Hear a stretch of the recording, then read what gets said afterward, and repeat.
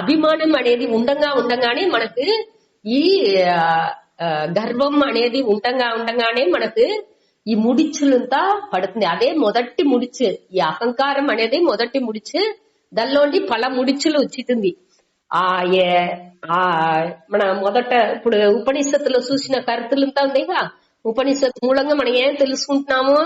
ఏ విధమైన భయం మనకు ఉండదు. మోహం శోకం అనేది ఇంత రాదు. మోహంటే அறிவு மயக்கம், శోకంటే మనకు కవళை అనేది ఇంత కండిపా రాదు.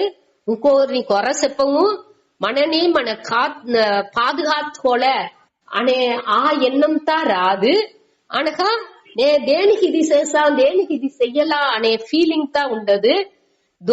అనగా ఇంకోవరుడే అన్ని విధమైన సందేహాలని నీంగుసును. ఇట్ట అనగా మన హృదయ ముడిచులు అన్ని ఫ్రీ అవుసును. ఇట్ట మరి ఆ ఆత్మ జ్ఞానుடைய పలన్ని అన్ని మన తిరిగి మన యోచించంగా మనకొచ్చి ఈ దిల్లో వచ్చి ఇంకా విరుపం ఈ గుణాలంతా ఫాలో చెయ్యాలా అనే ఒక ఎన్నం మనకు వచ్చును. దానిచ్చి దీన్ని మన చెయ్యాలా అనేది అది ఒకటి. అనగా దీనే ఏతత్ జ్ఞానం ఇది ప్రోక్తం. దీనే జ్ఞానం అటనిసి చెప్పేము. అతహ ఎత్ అన్యత. అతహ అంటే దీనిలో ఇదిలిருந்து ఎత్ ఎது అన్యత వేరుపట్టతో తత్ అజ్ఞానం అదే అజ్ఞానం. అజ్ఞానం అంటే మనకు తెలిసిన ఇగ్నరెన్స్, அறியாமை అనేది దీనిలోండి వేరుపట్టదు. అంటే ఏమి?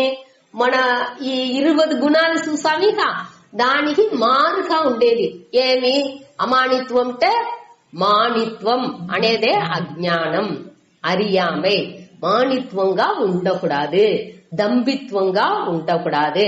ఆ గుణాలు 20 గుణాలనుடைய ఆపోజిట్ గా ఏది ఉందో అదే అజ్ఞానం. ఇది జ్ఞానం. ఈ అమానిత్వం అదమిత్వం వరుసగా అవుతుంది. అది పూరా 20ని జ్ఞానం. దానికి ఆపోజిట్ గా ఉండేది, ఎదురుగా ఉండేది పూరం అజ్ఞానం. సరే, దీని పற்றி విளக்கம் அடுத்த கிளாஸ்ல கொஞ்சம் சொல்றேன். ஓம் பூர்ணமதః பூர்ணமிதம் பூர்ணாத் பூர்ணமுதச்யதே பூர்ணஸ்ய பூர்ணமாதாய பூர்ணமேவாவசிஷ்யதே.